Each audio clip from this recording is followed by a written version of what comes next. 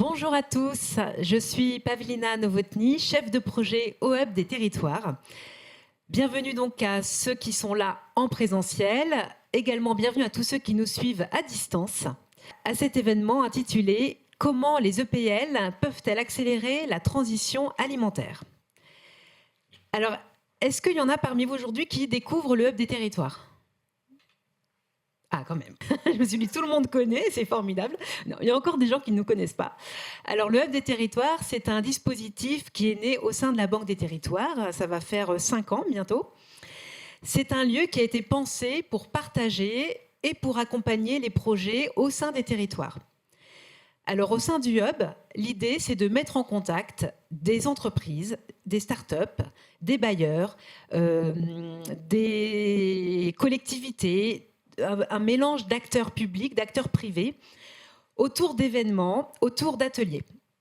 Donc, c'est-à-dire que concrètement, on organise des temps d'échange, de rencontres, de débats, pour que chaque acteur puisse exprimer ses idées, proposer ses solutions, et faire résonner cela avec d'autres acteurs qui rencontreraient les mêmes problématiques sur les territoires.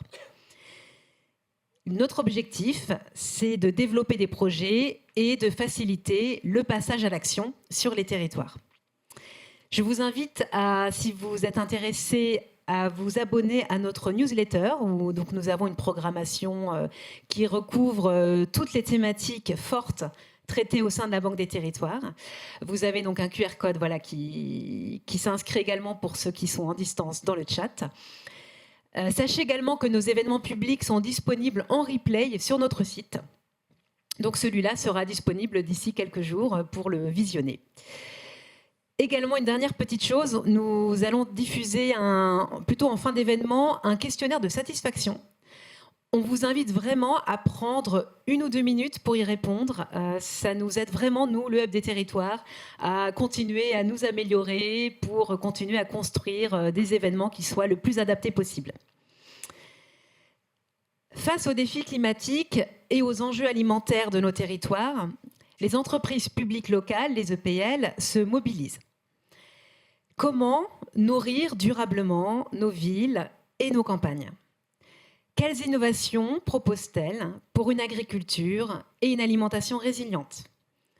On vous propose cet après-midi un tour d'horizon de quelques solutions concrètes qui sont déployées par les EPL.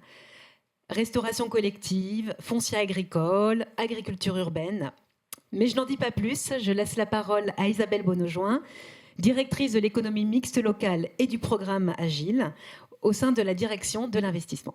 Merci beaucoup, Pavlina. Bonjour à toutes et à tous. Un grand merci de votre présence. Vous êtes nombreux inscrits pour participer aux travaux du jour. Vous êtes plus de 140. Donc, c'est extrêmement important. Ça veut dire que ce parcours qu'on a conçu avec la Fédération des entreprises publiques locales pour accompagner l'innovation et l'adaptation au changement climatique en valorisant ce que peuvent faire les EPL, rencontre de plus en plus son public. Et puis surtout, on avait pris le pari aujourd'hui de parler de transition alimentaire, qui n'est pas forcément un sujet, en tout cas qui est plutôt encore un sujet émergent du côté de l'économie mixte, et vous êtes nombreux à avoir répondu présent pour participer aux travaux. Donc un grand merci, parce que cet accueil plutôt favorable, on le doit à la qualité du programme, et donc à chacune et chacun des intervenants qui ont accepté de témoigner, de se mobiliser aujourd'hui pour partager sur leur retour d'expérience. Donc un très grand merci, d'autant qu'on a un très beau plateau, entre guillemets, qui va nous permettre notamment de valoriser le trophée des OPL. Et je vais dans quelques minutes proposer à Esteban Pradviel de nous rejoindre. Il va animer cette première table ronde. Et quand on parle d'innovation dans l'économie mixte, les trophées des OPL ont un rôle tout particulier. Juste un mot sur le programme Territoire d'économie mixte innovant et résilient, le programme TEMIR qui nous réunit aujourd'hui dans le cadre de ce parcours.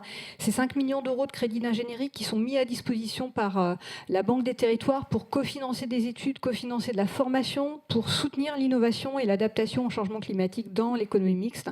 Donc n'hésitez pas à vous rapprocher de vos directions régionales pour connaître comment vous pouvez bénéficier de ce soutien, puisque si on arrive à porter des projets innovants, derrière, il y a un enjeu de massification, de réplication dans les territoires, et ça se fera au service du bien commun. Avant de rentrer dans le vif du sujet, juste on voulait partager avec vous quelques dates, et notamment le 20 mai prochain, on se retrouve ici au Hub des territoires dans le cadre d'une initiative avec la Fédération des EPL, mais aussi avec Cadre de Ville, pour parler du rôle des EPL d'aménagement. Donc je pense que plusieurs d'entre vous seront intéressés, à l'occasion notamment de la sortie de l'Observatoire 2026 des EPL d'aménagement qu'on pilote avec la Fédération des EPL. Je pense que dans le chat, vous allez pouvoir avoir le lien pour découvrir cette nouvelle production qui permet de faire le focus sur comment ces EPL d'aménagement évoluent, comment leur pratique évolue, mais comment aussi la manière dont elles s'organisent pour répondre aux besoins dans les territoires évolue. Donc rendez-vous le 20 mai prochain ici, et le 21, bien sûr, le Printemps des territoires, qui est un grand temps fort pour la Banque des territoires, et le 26 mai, toujours avec la Fédération des EPL, toujours au Hub des territoires, on réunit le réseau des EPL de NR pour pouvoir faire des focus sur comment les EPL, là encore, trouvent des solutions innovantes dans les territoires en matière de production d'énergie renouvelable.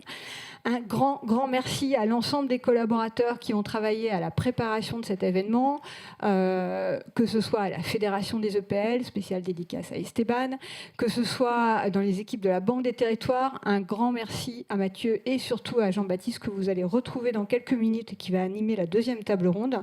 Un grand merci toujours à l'équipe du Hub. Quel plaisir de travailler avec vous. Et puis, rendez-vous pour les prochains événements. N'hésitez pas à intervenir. Plus c'est interactif, plus et en présentiel et en distanciel, vous posez des questions, et plus ça permettra d'alimenter et que nos débats soient enrichis. Donc un grand merci de votre présence et à très bientôt. Esteban, si tu veux prendre le relais. Merci beaucoup Isabelle, bonjour à toutes et bonjour à tous. Je vais d'ores et déjà appeler Madame Fanny Dombrecoste, députée de l'Hérault, à nous rejoindre juste à côté dans la table ronde, et à Sophie Sauvourel, directrice générale de la SPL Angéloire Restauration ou Papillote et compagnie. Elle nous détaillera un peu après ce que son entreprise publique locale fait. Et dans un premier temps, on va commencer par vous, Madame Dombrecoste. Merci pour avoir été là dans le cadre de cette intervention. Une première intervention qui va consister à nous présenter les trophées des EPL, qui est un concours qui existe depuis 1991, organisé par la Fédération des élus des entreprises publiques locales. Et Madame Dombrecoste, vous en avez été la présidente du jury des trophées en 2025. Est-ce que vous pouvez nous raconter un petit peu cette expérience ? Bonjour à tous, bonjour aux personnalités qui sont présentes bien sûr, et puis bonjour à ceux qui sont en visio loin. Effectivement, j'ai eu le grand plaisir, parce que ça a été vraiment un plaisir, que d'être présidente du jury des trophées de 2025 des EPL, et j'ai découvert à cette occasion-là non seulement que nos territoires avaient du talent, mais qu'ils étaient surtout extrêmement innovants. Et que cette innovation, elle devait être accompagnée, soutenue. Et je salue d'ailleurs la fédération qui a développé ce projet de trophée des EPL, parce que ça permet de donner une image et de finalement mettre en valeur ce que font les territoires et nos territoires qui sont vraiment remarquables dans leurs engagements. Je voudrais également saluer la Banque des territoires qui nous accueille ici et qui accompagne évidemment le process. J'ai été très impressionnée lors de ce jury, parce que j'ai vu des territoires qui non seulement sont dans une logique de résilience face au changement climatique, mais qui vont au-delà et qui sont dans une logique d'anticipation et de croissance par l'innovation. Et j'ai trouvé extrêmement intéressante leur prise de conscience aiguë, leur conscience aiguë des enjeux de demain. Et c'est peut-être ça qui m'a le plus impressionné, je crois, au-delà de la technicité des dossiers qui étaient tous extrêmement intéressants. Je pense notamment au projet d'écoquartier à Saint-Denis ou à Saint-Chamond, avec une conception dès le départ des enjeux énergétiques, alimentaires et sociaux, mais je pense également au projet dans ma région, dans l'Occitanie, à Ballaruc-les-Bains, qui valorise les eaux issues des boues thermales et qui montre qu'une activité économique peut devenir une ressource et un levier de transformation environnementale. Et dans ma région, qui est évidemment confrontés aux aléas climatiques de plus en plus violents, hein, que ce soit évidemment les épisodes sévenols de plus en plus intenses et les sécheresses de plus en plus fréquentes, les territoires sont les mieux placés pour agir parce qu'ils connaissent leurs ressources, ils connaissent le terrain, ils connaissent les acteurs, ils connaissent les fragilités de leur territoire et ils connaissent les besoins des habitants. Donc c'est vraiment intéressant ce projet de trophée des EPL parce que ça permet de mettre en évidence finalement des initiatives locales intelligentes, audacieuses parfois, innovantes, et surtout de montrer qu'elles peuvent être répliquées, comme ça a été dit tout à l'heure, sur les autres territoires. Elles doivent être par contre accompagnées, et c'est là que prend tout son sens, évidemment, non seulement la Fédération des EPL, mais également la Banque des territoires, parce que malgré tout, il y a encore des enjeux, évidemment administratifs. Le maire de Montpellier, qui est mon maire à moi, hein, Michael Delafosse, dit toujours « La France des procédures tue la France des projets ». Et c'est une réalité. C'est qu'aujourd'hui, pour monter un projet, c'est toujours extrêmement compliqué, ça prend du temps, des années parfois, et il y a un vrai sujet d'accélération parce qu'il y a l'urgence climatique qui nous oblige à aller vite sur nos territoires. Voilà. Alors, donc un vrai plaisir à rencontrer les acteurs des différents territoires que nous avons pu croiser dans ces trophées. Merci beaucoup pour cette présentation. Peut-être revenir un petit peu en amont finalement, puisque ces trophées des EPL sont là pour récompenser, valoriser la capacité à innover des EPL sur tous les types de territoires et dans différents secteurs d'activité. Mais avant toute chose, une entreprise publique locale, c'est l'expression d'ambition politique à l'échelle territoriale. Est-ce que vous pourriez nous dire en quoi l'innovation est importante dans l'action publique, notamment locale ? Écoutez, je vais prendre 2 exemples, hein, puisque je suis député de Montpellier. Je vais d'abord prendre l'exemple sur la question des mobilités à Montpellier, que nous avons mis en œuvre la gratuité des transports. 40% d'augmentation du trafic dans nos tramways, dans nos bus, 40% en plus dès que nous avons mis la gratuité en place. Mais depuis un mois maintenant que la crise énergétique devient une vraie difficulté, on a plus de 10% d'augmentation supplémentaire. Donc on voit bien que face à des enjeux, il y a des réponses politiques, il y a des ambitions politiques qui peuvent tracer des chemins vertueux de transition des territoires dans des chemins vertueux. Celui-là en est un. Alors c'est un choix politique qui s'est traduit de cette façon-là. On peut faire d'autres choix sur les mobilités, bien sûr. Nous, c'est le choix que nous avons fait. En tout cas, aujourd'hui, les Montpelliérains ne voudraient pas revenir en arrière, particulièrement en ce moment de crise énergétique. Mais je pourrais citer évidemment la question du jour, qui est la question alimentaire, puisque à Montpellier, on a un projet très ambitieux autour de l'alimentation durable. Alors, je regarde le représentant du mine de Montpellier, qui pourra répondre aux questions parce qu'il est plus technique que moi.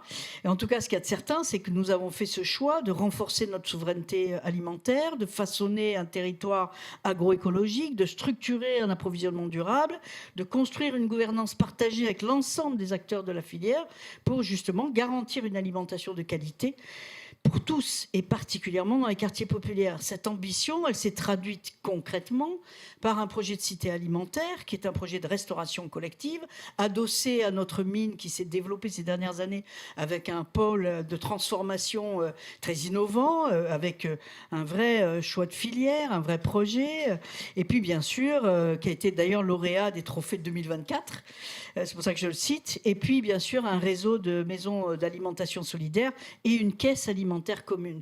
Donc sur le projet de l'alimentation, par exemple, c'est des choix politiques qui se sont concrétisés avec une vraie ambition et qui évidemment montrent ce chemin d'une alimentation durable. Et 2 choix politiques, 2 expressions de politique publique dans lesquelles des entreprises publiques locales ont été mobilisées parce que voilà, Montpellier est une terre d'économie locale avec de nombreuses SEM, SPL qui interviennent sur l'ensemble du territoire.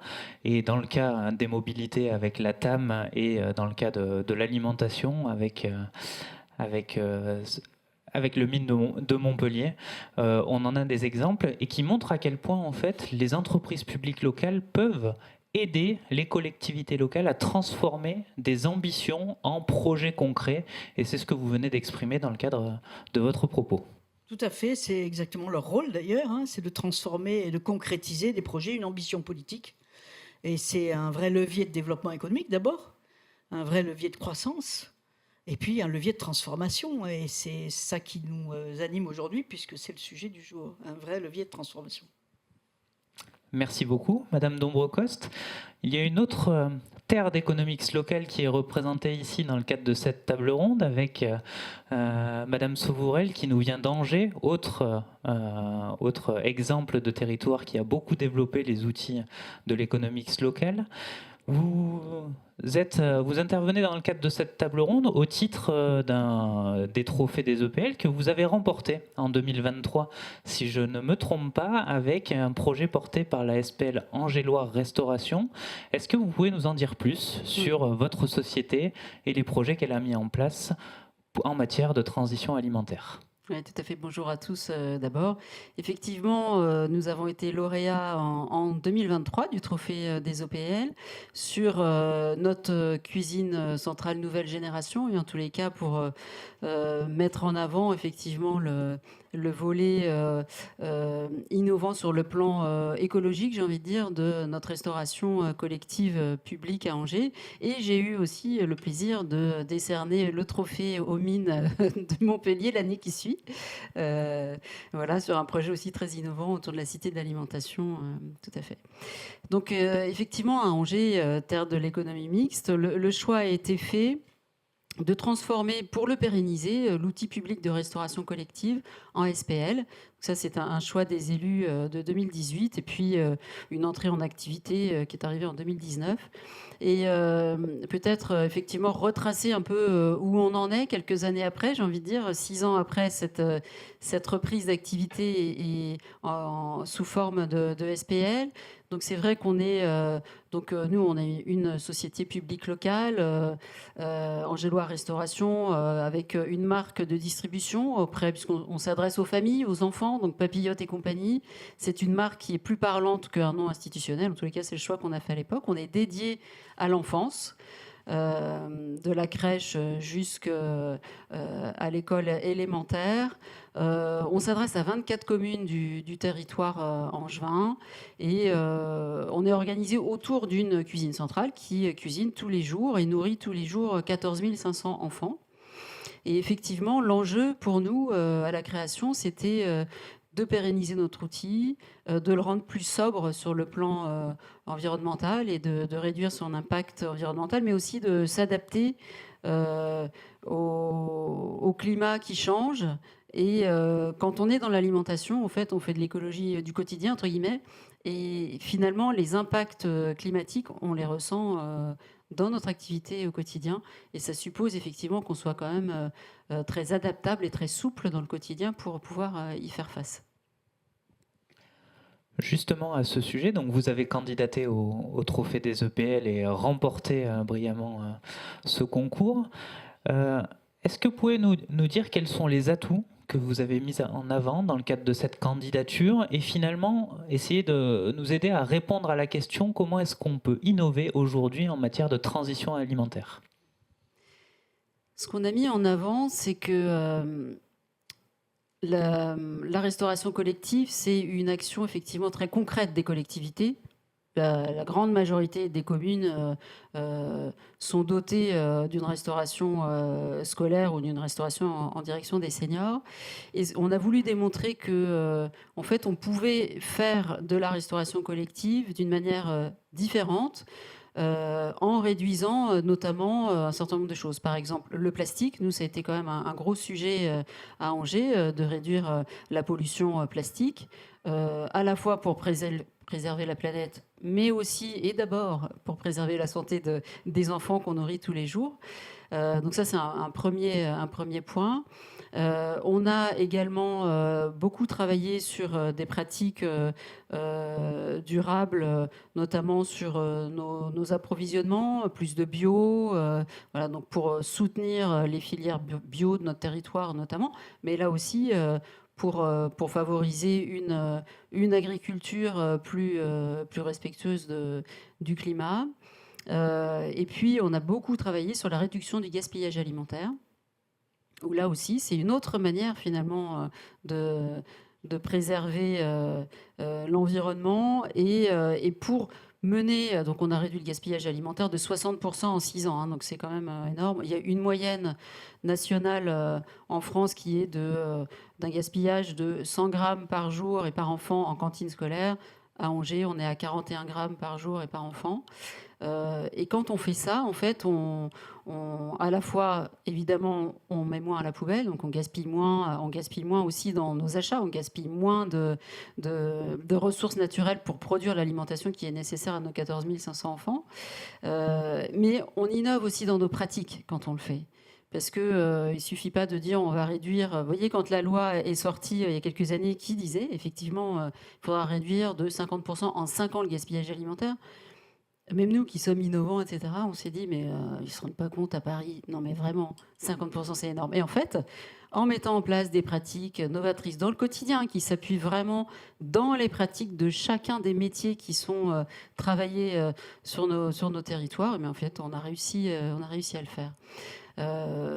Voilà, donc ça, c'est vraiment un premier angle, en tous les cas, pouvoir adopter des pratiques plus durables et innover pour pouvoir le faire. Il y a un deuxième point qui, pour moi, est important dans la transition de notre système alimentaire, c'est la question de la souveraineté alimentaire. Quand on nourrit sur un territoire 14 500 enfants, ça représente quand même un petit volume d'achat à l'année, d'achat alimentaire. Ça représente à peu près 4 millions d'euros pour nous, en tous les cas. Et donc, on a le choix à ce moment-là de se dire, bon, bah, soit on achète, on fait que du bio, par exemple, mais on ne regarde pas la provenance du bio. Mais quel sens ça a de faire venir du bio qui vient de l'autre bout de l'Europe ou de l'autre bout de la planète, là, où on fait à la fois du bio, mais aussi du soutien aux filières économiques et aux filières agricoles locales. Et c'est le choix qu'on a fait à Angers. Et ça, c'est une ambition qui est forte, qui est noble, mais à concrétiser, c'est pas si simple que ça en France. Et ça suppose effectivement d'avoir à la fois des pratiques innovantes en matière de commande publique, puisque le droit européen interdit le localisme dans la restauration collective et dans les marchés publics d'une manière générale. Donc il faut savoir effectivement... Il faut bien maîtriser le code de la commande publique pour utiliser les bonnes clauses, pour pouvoir attirer des producteurs locaux et de pouvoir les choisir sans qu'ils se noient dans des procédures administratives trop lourdes aussi de leur côté. Donc ça, c'est quand même une vraie capacité d'innovation qu'on a acquis ces dernières années. Et puis, ça suppose aussi une souplesse du quotidien dans notre manière de fonctionner. Et je vais donner un exemple. Nous, on travaille avec beaucoup d'éleveurs bovins du territoire angevin. Hein. Notre bœuf est à 95% frais et il vient des 15 km aux alentours d'Angers. Et pour ça, ça suppose de s'adapter aussi à des contraintes du quotidien des éleveurs. Et un éleveur, on ne peut pas lui dire dans 15 jours, au fait, j'ai besoin de 8 vaches pour nourrir mes 14 500 enfants. Il faut qu'on lui ait dit suffisamment longtemps à l'avance pour qu'il puisse les mettre à pâturer dans une zone Natura 2000 qui sert à notre territoire angevin par la même occasion, et qu'il puisse en fait prévoir à quel moment il va les abattre, etc. Enfin, qu'il prévoit toute son activité finalement d'élevage en fonction de nos besoins. Et ça suppose qu'on lui donne une lisibilité 1 an à l'avance. Et qu'1 an à l'avance, on puisse dire, tel mois, tel jour, les enfants vont manger du sauté de bœuf, et 15 jours après, ils mangeront du rôti de bœuf, par exemple. Et ça, c'est pas si simple que ça dans une organisation comme la nôtre. Mais voilà, ça aussi, c'est innovant dans nos pratiques du quotidien. Et puis, le dernier point, effectivement, c'est la question de faire face aux aléas climatiques. Où effectivement on y est de plus en plus sujet. Moi, ça fait 8 ans que je suis dans ce poste-là, et on le voit vraiment ces dernières années, à la fois par les épisodes de sécheresse ou d'inondation qu'on a connus fortement à Angers, qui viennent perturber quand même beaucoup la partie agricole, mais nos activités aussi, mais aussi d'une manière plus générale, toutes les pénuries alimentaires auxquelles on fait face. Alors, on le voit aussi en tant que particulier quand on fait ses courses, la pénurie sur les œufs, la pénurie sur la volaille, l'adaptation en tous les cas de la filière du bœuf en ce moment avec les cheptels qui qui sont en difficulté en France et l'augmentation du prix. Voilà. Et donc, on s'adapte aussi au quotidien à faire face à ces pénuries. On prépare du coup des modes dégradés. Très concrètement, on a toujours notre plan A et notre plan B. Vous voyez, on vient de finir à Angers nos menus pour l'été et la rentrée prochaine, la rentrée scolaire prochaine. Et on a tout dupliqué pour pouvoir s'adapter à la canicule. Donc on a en fait une double lecture à chaque fois de menus pour pouvoir du jour au lendemain passer en mode canicule pour faire face et continuer à nourrir la population. Au regard de votre présentation, on retient 2 atouts du modèle de l'entreprise publique locale. Le premier, c'est la souplesse que vous venez d'exprimer avec cette capacité à s'adapter à des aléas, à des imprévus. On retient aussi une capacité à faire travailler autour du territoire, c'est-à-dire à nouer des contrats avec des producteurs locaux, avec des entreprises locales. Est-ce qu'il y a d'autres atouts du modèle de l'économie mixte locale que vous souhaitez mettre en avant, que vous mettez en œuvre dans le cadre de vos différents projets ? En fait, il y a pour moi le côté SPL, EPL, en tous les cas, est très adapté à notre activité de restauration collective, qui est une activité très concrète. C'est vraiment un peu en mode industriel, entre guillemets. J'aime pas ce terme-là, mais en tous les cas, en termes d'organisation, tous les jours, on doit sortir une action concrète. Et effectivement, la souplesse d'organisation de l'EPL est très adaptée de ce point de vue-là. Bon, le fait d'être en comptabilité privée, le fait d'être en code du travail, c'est aussi très souple dans notre activité. Donc ça, c'est vraiment bien. Et en même temps, c'est une gouvernance à la main des élus locaux. Et ça, c'est vraiment un point important. Et on l'a vu, on était EPIC auparavant, c'était un EPIC sur le territoire angevin. Et l'EPIC était, de mon point de vue, moins souple pour s'adapter finalement à notre activité et aux aléas de notre activité et à l'avenir, en tous les cas, la transition, en tous les cas, de notre système alimentaire. Et finalement, les élus s'y retrouvaient sans doute moins parce qu'on avait moins la capacité de retrouver dans la gouvernance les communes qui se mutualisaient et qui étaient partenaires de notre structure. Donc la SPL, pour ça, est vraiment adaptée à la restauration collective. Merci beaucoup pour cette intervention. Je ne sais pas s'il y a eu des questions dans le chat, s'il y a s'il y a des questions dans la salle. On arrive à la fin de cette table ronde. Peut-être, Madame Dombrecoste, une réaction éventuellement à la présentation qui vient d'être faite. Est-ce que vous voyez ce modèle qui a été présenté par Madame Sauvourel semble pleinement réplicable dans l'ensemble des territoires et en tout cas, on travaillera à encourager à ce qu'il se développe de plus en plus. Ouais, je crois qu'on ne peut que saluer le travail qui a été fait à Angers. Bien sûr, nous, on a le même engagement sur Montpellier. Je crois que c'est intéressant et important de dire que non seulement c'est réplicable, mais tous les territoires doivent se préoccuper de la question de l'alimentation et de l'alimentation de nos concitoyens et de l'alimentation de nos enfants, particulièrement dans les écoles. Et donc, bien évidemment, on est là pour ça, et les EPL sont vraiment la formule juridique qui est la plus adaptée à la souplesse que vous avez évoquée, parce que effectivement, assurer une restauration scolaire, une restauration collective, c'est extrêmement complexe et c'est très sensible aux aléas. Il n'y a pas que les aléas climatiques, il y a aussi les aléas sociaux parfois. Et donc, dans le quotidien de la gestion d'une restauration collective, on connaît tous, évidemment, pour tous ceux qui sont soit dans les communes, soit dans les intercos, soit élus, soit techniciens, les difficultés que ça peut représenter, à la fois sur, bien sûr, les ressources, mais également sur aller jusqu'à l'assiette.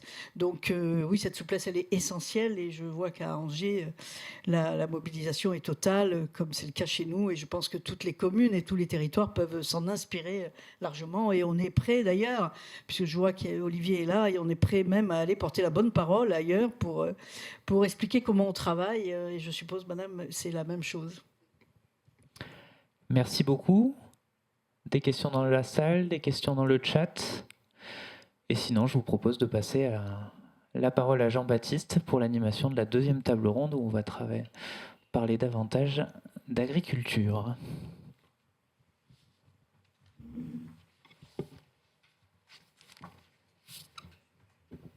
Merci beaucoup. Effectivement, on a parlé d'aléas climatiques, de production agricole, et c'est justement le thème qu'on va aborder dans cette table ronde. Et j'appelle sur scène Manon Van Berselaar, donc directrice du développement du groupe 7, Didier Doucet, maire de Lagny-le-Sec, président de la communauté de communes du Pays de Valois et président de la ferme de la Folle-en-Prise, Luc Belot, directeur préfigurateur de la future agence AREC Occitanie, et Fabien Bourgeois, responsable du pôle partenariats régionaux à la Banque des Territoires. Merci à tous pour votre présence. France, on représente de nouveau les territoires avec l'Oise, l'Occitanie et Manon qui nous vient de Bordeaux. Donc, on représente la France. Et je vais commencer avec vous, Manon. En 2050, le climat aura changé, les territoires auront muté. Quel avenir pour l'agriculture française ? C'est la question que s'est posée la CET. Et la première question qu'on se pose, c'est pourquoi s'intéresser à ce sujet et quelles conclusions vous en tirez ? Alors on est complètement dans le thème, mais peut-être se dire aussi pourquoi la CET en tant qu'acteur du conseil et acteur de la transformation des territoires et qui accompagne les territoires et les acteurs de ces territoires, notamment les EPL, aux côtés de la fédération depuis de nombreuses années. On s'est interrogé sur ce sujet. Alors forcément, quand on parle de transformation des territoires, nous on accompagne les collectivités, les acteurs, vraiment de l'amont jusqu'à l'aval, et on a commencé à l'évoquer effectivement dans la table ronde juste avant. Ça interroge forcément des sujets de planification territoriale, donc on pense notamment aux plans alimentaires territoriaux, au PLUI aussi, aux schémas de cohérence territoriale qui sont inscrits dans les territoires. Et puis plus globalement, après, nous avons accompagné aussi de nombreuses collectivités ou des EPL d'ailleurs, directement sur la création d'outils de transformation ou d'accompagnement effectivement dans la diversification et ces sujets agricoles.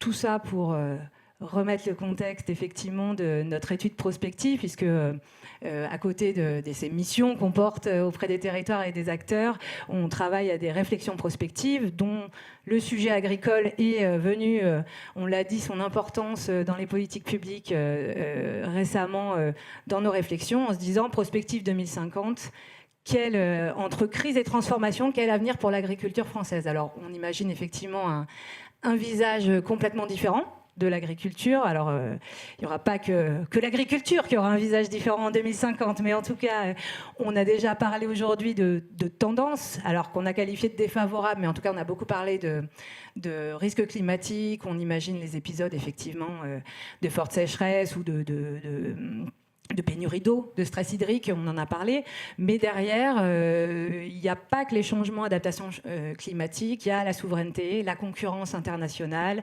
des sujets effectivement socio-économiques qui influent beaucoup aussi, de la déprise agricole, on va en parler tout à l'heure, effectivement, des questions la région Occitanie, effectivement, est en avance sur ce sujet, mais de transfert, effectivement, agricole, et puis globalement de contraintes et de démographie. Donc nous, on a voulu porter une étude prospective sur ces sujets en se disant comment ces tendances de fond, finalement, vont venir impacter territorialement les constats qu'on fait aujourd'hui sur les territoires. Très rapidement sur la méthodologie, c'était effectivement, j'ai parlé de ces tendances à 2050, qui ne sont pas que celles du climat, et on a fait une analyse spécifique par filière, donc 24 filières, entre effectivement les grandes cultures, l'arboriculture et le maraîchage notamment, et regarder les sensibilités aux tendances identifiées pour chacune de ces filières avec leur représentation territoriale, et en se disant on met un score d'impact finalement pour regarder à 2050 les évolutions qui vont avoir lieu, et puis regarder vraiment spécifiquement territorial les expositions au risque du changement climatique. Alors on l'imagine bien, on a parlé de l'Occitanie, mais en tout cas le sud-est fortement touché, mais je pourrais aussi parler de la viticulture bordelaise puisqu'on a parlé de Bordeaux, effectivement. Donc regardez effectivement l'impact de l'ensemble de ces tendances de fond sur les filières concernées. Et donc concrètement, qu'est-ce que ça donne en 2050 ? Et concrètement, je crois qu'il faut que j'aille concrètement. Concrètement, qu'est-ce que ça donne ? À l'échelle nationale, effectivement, on se rend compte on voit que le PIB agricole, qui est important aujourd'hui, effectivement, dans le PIB français, on a un impact de 35 à 40% sur le PIB agricole. Donc, pas neutre en macroéconomie si on regarde les tendances françaises à 2050. En synthèse, 16 cultures sur 24 fortement vulnérables. Donc on imagine effectivement les territoires concernés.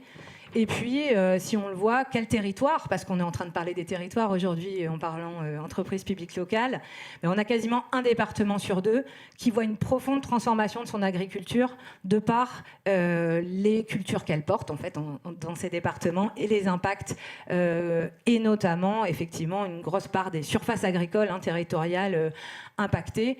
Donc on le voit très clairement, un choc culturel, si on le dit comme ça. Alors on a fait un scénario au fil de l'eau qui porte ces tendances, mais bien sûr avec des préconisations. Et en se disant, ça porte vraiment des questions d'équilibre des territoires, de durabilité plus globalement de ces filières économiques. Et puis, on l'a évoqué tout à l'heure, de souveraineté alimentaire. Le terme n'est pas du tout neutre, d'autant plus dans la période actuelle. Et donc là, vous avez illustré les différents territoires et l'impact sur la production agricole. Alors effectivement, pour illustrer les conclusions qu'on a vraiment synthétisées par département et par région, on l'a mis en perspective avec les cultures qui parlent le plus finalement. Et je peux citer par exemple à droite l'abricot du Sud-Est. Désolée, je m'éloigne un petit peu, mais pas tant que ça de l'Occitanie.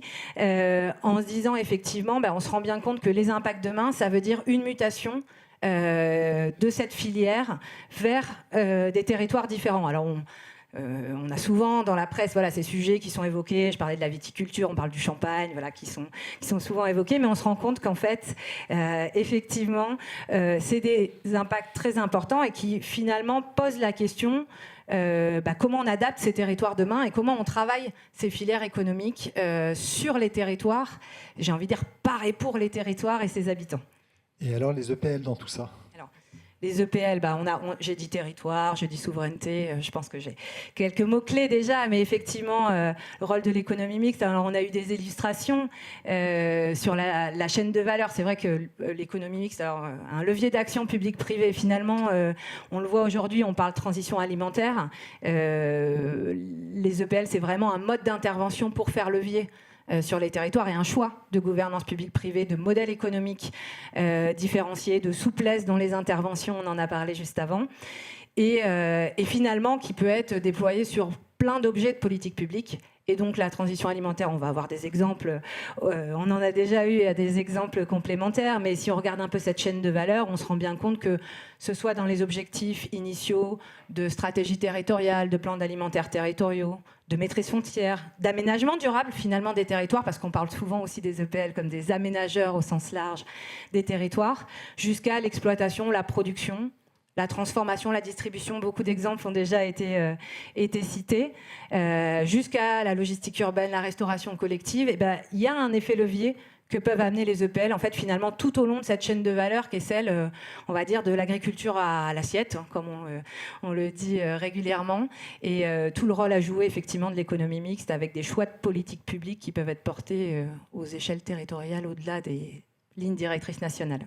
Merci beaucoup pour tous ceux qui ont des questions, que ce soit en présentiel ou en ligne. Je vous invite à les écrire dans le chat ou à les garder de côté. On aura un temps spécifique à la fin de la séquence. Comme là, la table ronde est très riche, on va enchaîner immédiatement avec, je dirais, en allant logiquement dans la chaîne de valeur de l'agriculture, avec d'abord les terrains et le foncier. Et je me tourne vers vous, messieurs Belot et Bourgeois. Pardon. En Occitanie, 52% des chefs d'exploitation ont plus de 50 ans. Plus d'1 million d'hectares, soit un tiers de la surface agricole, va devoir changer de propriétaire dans les 10 ans.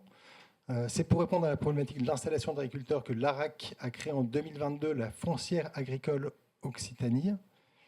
Du coup, l'ARAC est une SEM d'aménagement. Le positionnement sur le foncier agricole est plutôt atypique. Quels sont les enjeux qui ont présidé à cette création, M. Belot ? Alors d'abord, effectivement, on répond à une ambition globale qui a été portée par la région sous la volonté de Carole Delgarde d'aller très au-delà des missions classiques d'aménagement et de construction qu'on peut trouver dans les SEM et les SPL dans les territoires, avec la volonté de porter des enjeux de foncier, y compris sur d'autres sujets, y compris les fonciers commerciaux dans les territoires en ruralité où on sait qu'il y a une vraie complexité. On a capacité aujourd'hui avec nos partenaires, on y reviendra avec Fabien, mais à pouvoir porter les stratégies. Et vous l'avez évoqué, un tiers du foncier agricole des 3 3 millions d'hectares vont être appelés à muter. Aujourd'hui, pour 100 agriculteurs qui partent, c'est à peine le 2/3 d'équivalents qui viennent les remplacer, 66 à 68, avec de réelles problématiques. Alors c'est tout de même 2000 agriculteurs qui s'installent tous les ans, 1000 qui n'ont pas besoin d'aide particulière, qui rentrent dans des dispositifs assez classiques de financement, 1000 qui ont des dispositifs d'aide de la région, et après ça, il en reste tous les ans 20, 30, 40, qui eux ne trouvent pas leur modèle. Et c'est à eux qu'on s'adresse. À un moment donné, il s'agit de pouvoir être à leur côté, de porter le foncier au moment où ils s'installent. Eux achètent le matériel, les bâtiments, et on vient en complément porter le foncier pour une période, la plupart du temps, qui va de 4 à 9 ans. Et on a tous les cas de figure, c'est souvent 7, mais de 4 à 9 ans. Et on le porte pour eux. Souvent, ils ont une petite partie ou eux-mêmes épargnent sur cette partie de foncier. Et on le revend à la valeur d'achat, plus évidemment les frais de portage qui sont très bas, parce que l'ensemble des actionnaires ont décidé d'être sur des enjeux de TRI faibles pour pouvoir vraiment aider ces agriculteurs. Et c'est important parce que on évoquait à l'instant l'horizon 2050, les changements climatiques. La région Occitanie est la région la plus impactée en métropole. Voilà, avec tous les phénomènes que vous avez vus d'incendie, les phénomènes évidemment d'inondation, de sécheresse. Et c'est la région, quand vous ajoutez la submersion marine, qui est la plus impactée sur le territoire métropolitain. Et donc, si on veut pouvoir accompagner les agriculteurs dans les transitions, il faut y compris les accompagner dans leur activité et à la base sur leur partie foncière. Donc, c'est encore une activité jeune qui continue de chercher son modèle. On a aussi voulu, avec Fabien, être très transparent sur la manière dont on se projette. On a des vrais enjeux. On adresse plutôt des agriculteurs jeunes, on veut projeter dans le temps, donc moins de 45 ans, qui sont, s'ils sont déjà installés depuis moins de 5 ans, on a certains qui reprennent une exploitation familiale et qui n'ont pas toujours les moyens de porter l'ensemble de l'investissement, mais c'est parfois aussi du hors famille. Et presque les 2/3 des agriculteurs qu'on accompagne sont en zone montagne, avec des problématiques très spécifiques liées à la zone Pyrénées, en élevage notamment. Mais on n'a pas que de l'élevage, on a de la viticulture, on a de l'ovin, du bovin, viande, lait, on a évidemment la partie Roquefort, on a énormément d'activités aujourd'hui qui sont représentées, avec l'enjeu de pouvoir le porter à leur côté. Et si on poursuit sur l'ensemble des partenaires, ils sont essentiels notamment sur les enjeux d'identification. Parce que je vous le disais, 2000 installations par an, nous on adresse les 30 ou 40 qui tous les ans n'arrivent pas à finaliser leur dossier chez les partenaires bancaires qui sont tous autour de table avec nous, les jeunes agriculteurs et bien sûr la SAFER. La SAFER et les chambres sont les partenaires essentiels pour pouvoir aller dialoguer, pour pouvoir identifier y compris les agriculteurs. Et si aujourd'hui, après une première capitalisation à un peu plus d'1,5 million, on porte aujourd'hui à 4 millions, c'est notamment grâce à la Banque des Territoires. Et je laisserai Fabien en dire 2 mots sur la manière dont on peut déployer. Peut-être très rapidement revenir sur les enjeux. D'abord, d'alléger leurs charges sur les premières années d'exploitation et qui, sur ce qu'on appelle le ramp-up, ils arrivent à pouvoir se projeter utilement et qui sont les années les plus risquées au moment d'une installation d'agriculteurs. Et puis qu'on puisse ensuite les accompagner sur la consolidation et maintenir un prix de foncier. C'est-à-dire qu'au moment où nous on l'achète, on leur garantit de le revendre au prix où on l'a acheté à l'époque, avec la SAFER évidemment, qui est le partenaire majeur. On vous a détaillé là les modalités de portage, les durées de 4 à 9 ans que j'évoquais tout à l'heure, et puis surtout redire que on est sur des dossiers qui très rarement et par exception ont dépassé 150 000 euros, mais on est la plupart du temps sur des sommes inférieures. Aujourd'hui, on a porté plus de 3 millions d'investissements de foncier qui représentent un investissement total de 9 millions tout de même sur le territoire, et avec des surfaces qui, en général, sont autour de 30 à 40 hectares de surface moyenne, ce qui est assez représentatif, dans une région, et je terminerai par ça, où on a de vrais enjeux portés aujourd'hui par la présidente Delga, d'être sur une représentation d'une agriculture qui soit une agriculture productive. On est dans une région où on a encore des veaux qui naissent chez nous, qui partent en Espagne, qui se font engraisser en Espagne et qui reviennent ensuite être mangés sur le territoire. On ne peut pas continuer comme ça. On a, vous évoquiez tout à l'heure la question des œufs et la difficulté qu'on peut avoir dans nos commerces.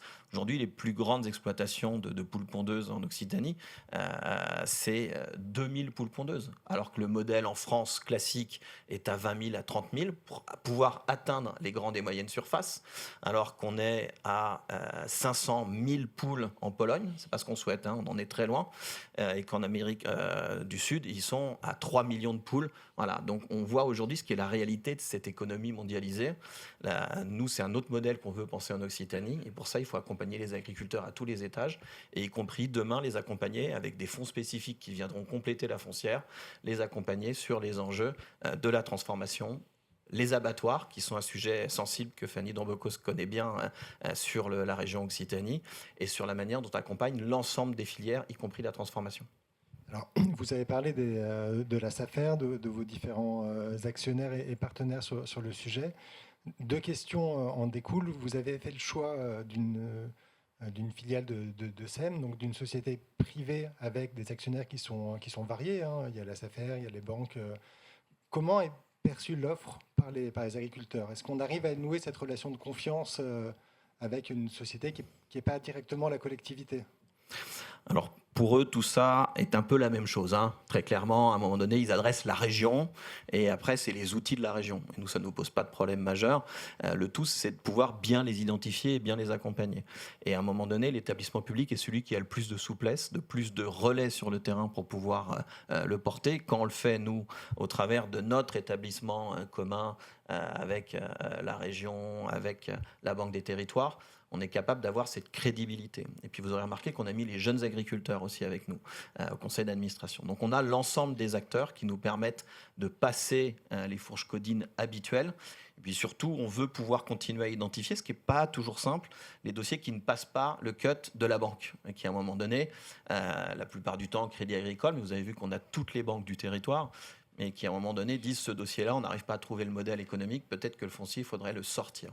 Et on a là vraiment quelque chose qui fonctionne bien, qu'on a besoin encore de stabiliser et de renforcer avec nos partenaires, mais qui porte déjà ses fruits, hein. On a en plus une volonté de les accompagner sur des projets. Presque la moitié d'entre eux sont en circuit court. Les 2/3 d'entre eux sont sur du bio existant ou sur de la conversion. Donc voilà, et puis les 2/3 d'entre eux sont souvent dans des coopératives. Bon, là, on retrouve le modèle plutôt montagne, y compris le modèle d'élevage. Donc ce sont des éléments qui sont importants. On fait la différence. Les 2000 qui s'installent seront toujours là demain. Les 40 qu'on fera tous les ans dans quelques années, eux, ils n'existeraient pas, ils ne seraient pas présents sur le territoire si on ne les accompagnait pas. Très clair. Monsieur Bourgeois, la Banque des Territoires est rentrée dans la société en 2025 dans le cadre d'une augmentation de capital. Pourquoi cet accompagnement ? D'abord, il y a plein de termes qui ont été évoqués aujourd'hui qui résonnent complètement avec ce qu'est la stratégie d'intervention de la maison, stratégie d'ailleurs qui s'est affinée assez sensiblement sur le volet de l'alimentation et de l'agriculture. Et je pense au sujet de transition écologique, je pense à la notion de cohésion sociale aussi, hein, qui est embarquée derrière cet enjeu-là, et évidemment la souveraineté alimentaire. Donc c'est assez naturellement que dès lors que par ailleurs on parle de sujets fonciers, on est quand même un établissement qui intervenons beaucoup sur ces sujets de foncier, il nous a paru assez évident d'intervenir. Alors effectivement pas au début de l'histoire, en tout cas pas directement, parce que c'est quand même la volonté avant tout de la région, hein, qui s'est traduite par la création de cet outil en 2022, Luc l'a dit, via notamment l'ARAC, l'agence régionale, donc, dont nous sommes le premier actionnaire privé aux côtés du conseil régional. Donc on a suivi en fait le déroulé de la naissance de la foncière. Et assez naturellement, quand il s'est agi de la recapitaliser pour massifier son intervention, à un moment où nous, notre doctrine était assez claire sur le sujet, on s'est dit qu'il ne fallait pas louper pour nous cette intervention qui s'est traduite par finalement notre première entrée dans une foncière agricole régionale dans ce pays. Donc c'est comme ça qu'en 2025, on a participé effectivement à l'augmentation de capital, hein. On y a mis un peu plus d'1 200 000 € de fonds propres. Ce qui fait que via aussi notre intervention au travers de l'ARAC, on est en fait en consolidé. On représente un peu plus de 50% hein, au fond du capital qui a été déposé dans ces structures, donc on y croit. On y croit, on croit en l'ambition qu'on se donne, mais on vient aussi avec des convictions. Luc l'a un peu dit, les convictions, c'est accompagner finalement les agriculteurs qui en ont le plus besoin, les jeunes, cadre ou hors cadre familial, puisque parfois c'est plus compliqué pour certains qui n'ont pas de la famille de l'agriculture qui peuvent leur transmettre le foncier, d'acquérir ce foncier. Et en même temps, on vient, et on y reviendra peut-être, avec des ambitions fortes d'accompagnement à la transformation des pratiques. Ce qui peut être d'ailleurs un enjeu de valeur qu'il va falloir interroger à l'avenir quand on réévoquera aussi le sujet du modèle économique. La Banque du Territoire, du coup, est entrée en cours de vie de la société. Quel a été l'apport de la Banque du Territoire en termes de gouvernance? Pourquoi avoir choisi cet accompagnement-là et pas un autre acteur? Alors, d'abord parce que c'est le partenaire naturel et qu'on a énormément de projets communs. C'est le partenaire de confiance des territoires au sens large, et c'est quelque chose qui rayonne bien au-delà, y compris sur les enjeux. Et puis, moi, je vais le dire, c'est aussi un partenaire d'exigence. Voilà. Dans l'ensemble de nos modèles, y compris sur celui qu'on crée aujourd'hui, on a un partenaire d'exigence sur non seulement le résultat, et tu l'évoquais à l'instant, sur les cibles et la manière dont on transforme, mais y compris sur les enjeux financiers. Et même si chacun a accepté d'être sur des TRI bas, une rémunération des comptes courants d'associés qui est bas aussi, parce qu'il faut au moment parler d'argent et se dire les choses telles qu'elles sont, chacun a accepté de faire une part d'effort. Cet argent-là, évidemment, il va moins rapporter que ce qu'on pourrait mettre dans bien d'autres sujets pour chacun d'entre nous, y compris moi côté SEM, mais c'est cette capacité, y compris dans les premières années, à porter le risque de cette innovation, à porter l'engagement financier des pertes des premières années, parce que c'est quand même comme ça que ça se traduit, on est en mode start-up au début, et les coûts, eux, sont là de manière permanente, et puis continuer à innover, et notamment avec l'accompagnement aujourd'hui stabilisé avec la Banque des Territoires et la Caisse des dépôts, on est sur un scénario où on veut aller chercher une foncière citoyenne et aller chercher l'argent citoyen. Donc à la fin de l'année, on aura un financement participatif et on proposera aux citoyens d'Occitanie et partout ailleurs de pouvoir s'engager pour accompagner l'installation d'agriculteurs et de participer à l'installation. Et on espère avoir dans moins d'un an le premier agriculteur qui sera installé sur de l'argent 100% participatif qui viendra lui-même du territoire et accompagner cet effort. On a un modèle qui va se stabiliser à un peu moins de 30 millions de l'apport des actionnaires sur le projet et on vise 10 millions stabiliser ensuite sur la participation des citoyens. Et on voit qu'il y a une appétence aujourd'hui pour dire on veut bien manger. On l'a vu tout à l'heure avec l'exemple d'Angers et Papillote et compagnie.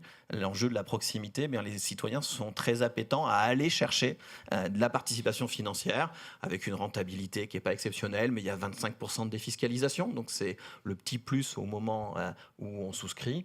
Et c'est ce qui doit permettre aujourd'hui de développer pour nous, ça va être demain, 25% des agriculteurs installés seront sur la base d'un financement citoyen. Alors merci beaucoup. On voit effectivement l'ambition et la trajectoire de la foncière qui est sur une dynamique de croissance. Pour les auditeurs qui souhaiteraient créer une foncière agricole, on a parlé des complexités sur le modèle économique, du côté innovant de votre action. Quels sont les points forts et les limites du modèle ? Je vais commencer, Fabien pourra largement compléter. L'essentiel, c'est les partenaires. Voilà. Aujourd'hui, si on n'avait pas la Banque des Territoires, la SAFER, les chambres d'agriculture et les banques à nos côtés, avec les JA, les jeunes agriculteurs, on ne serait pas dans la qualité qu'on a aujourd'hui d'identification des projets, parce que chaque projet est challengé sur sa stabilité économique, sa projection économique. On sait que la plupart du temps, ils sont déjà allés voir leur banque qui leur a dit « ça passe pas ».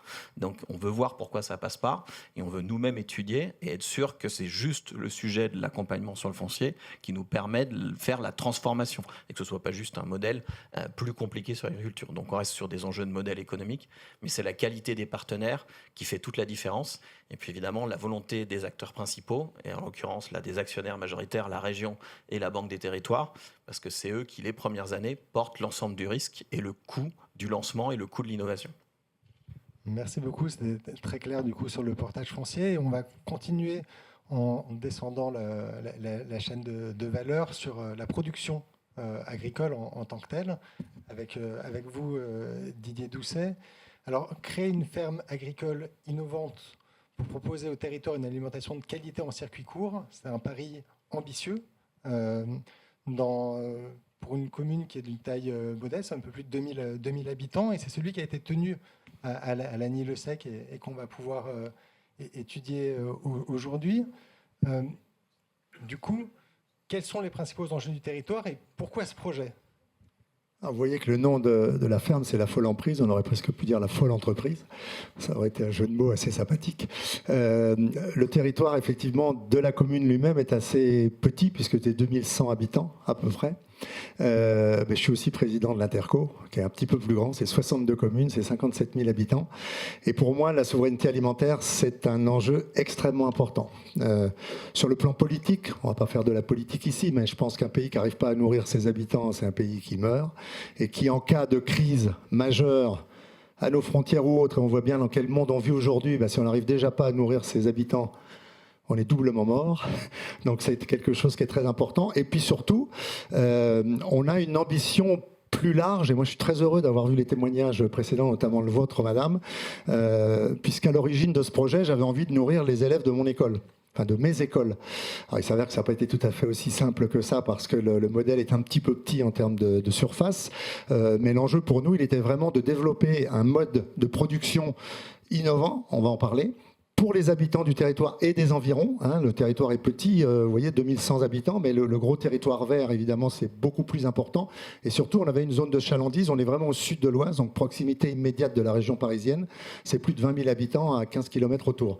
Donc cet enjeu-là, pour nous, il était important de pouvoir à la fois nourrir nos habitants, en faire profiter nos écoles. On avait aussi un projet de résidence-service senior qui était partant, avec un restaurant qui doit être ouvert à l'ensemble de la population, finalement, donc ouvert au public, qui était très partant dans ce format un peu permaculture et production locale. Et moi, j'ai vu ce projet dans cette start-up de manière totalement fortuite, lors d'une visite sur un autre projet sur ce village de start-up. Et j'ai été assez ébahi par le modèle technique. Moi, je m'intéresse aussi beaucoup à la technique, au-delà de la production elle-même. Et je me souviens avoir dit au responsable qui m'accueillait, c'est super votre truc, j'en veux une chez moi. Voilà. Alors après, c'était un peu plus difficile à mettre en œuvre, évidemment. Le modèle, en fait, il est très particulier. On l'a bâti avec une start-up qui s'appelait à l'époque Neofarm, qui s'appelle maintenant les Fermes Debout, et qui, en fait, repose sur deux briques, une brique robotique et une brique informatique. On est parti d'un constat simple, c'est que, et vous l'évoquiez tout à l'heure dans votre diagnostic, le maraîchage, aujourd'hui, c'est un métier difficile. Et on peine à recruter des gens pour faire du maraîchage, parce que on est généralement, même si la mécanisation s'est développée évidemment, souvent à quatre pattes, voire couché. Parfois, les récoltes sont parfois un peu compliquées. Et donc, on a voulu, au travers de ce modèle, s'affranchir un petit peu de ces difficultés-là, tout en étant dans un modèle de maraîchage, j'allais dire classique. C'est-à-dire, on fait le plus vieux métier du monde, on fait pousser des légumes. Voilà, on ne fait pas pousser des pilules, on fait pousser des légumes, mais avec un modèle qui est à la fois beaucoup plus résilient sur le thème de la pénibilité, mais aussi sur le terme de la productivité. Parce que vous allez le voir dans une petite seconde, le robot, en fait, il fonctionne dans la serre, sur des rails, donc il est suspendu. Et donc, on s'affranchit de tous ces espaces nécessaires aux maraîchers pour marcher entre les rangs dans les jardins, de manière à augmenter la productivité sur un espace un petit peu plus contraint. Et ce modèle, en fait, il a vocation vraiment à être développé de manière beaucoup plus large. Moi, j'en ai fait une ferme pilote sur le territoire, en ayant à l'esprit que si ça fonctionnait, eh bien, j'en mettrais bien 2-3 de plus à l'échelle de l'Interco, avec en but ultime, et ça c'est pour ce mandat-ci, puisque j'ai été reconduit dans les fonctions, de pouvoir créer des cuisines qui alimentent toutes nos écoles. Aujourd'hui, on est tous avec des contrats, avec des prestataires extérieurs, avec des liaisons froides, avec des produits plus ou moins bons, encore que la plupart du temps, ils le sont plutôt bons, parce qu'on a des cahiers des charges qui sont assez importants. Mais moi, j'aimerais bien qu'on fasse travailler toute l'économie locale, parce qu'il y a plein de maraîchers sur notre territoire, plus classiques, différents donc de notre modèle à nous, mais qu'on a vocation à faire travailler. Et on produit des œufs chez nous. Alors, pas sur la ferme, donc vous voyez, on n'est pas en rupture, donc si vous voulez des œufs, vous pouvez venir chez nous. Voilà, donc c'était vraiment ça l'ambition. On avait en plus un terrain, puisqu'on est en bio, qui n'avait pas été exploité depuis plus de 30 ans, donc qualité agronomique assez exceptionnelle. Quand les agronomes sont venus, ils nous ont dit bon, c'est bon, on met un peu de compost, puis on y va, on plante. Et donc, encore une fois, un projet qu'on a voulu un petit peu pilote. On était la première collectivité à s'allier avec Neofarm sur un projet de cette nature, sur un terrain qui est plutôt petit, hein, puisqu'il fait un petit peu moins de 2 hectares, une serre qui fait 5000 m² et 2000 mètres de jardin extérieur également. Donc on est en agroécologie, on est labellisé bio, on est totalement autonome sur l'arrosage, on récupère toutes les eaux de pluie possibles et imaginables, encore faut-il qu'il pleuve.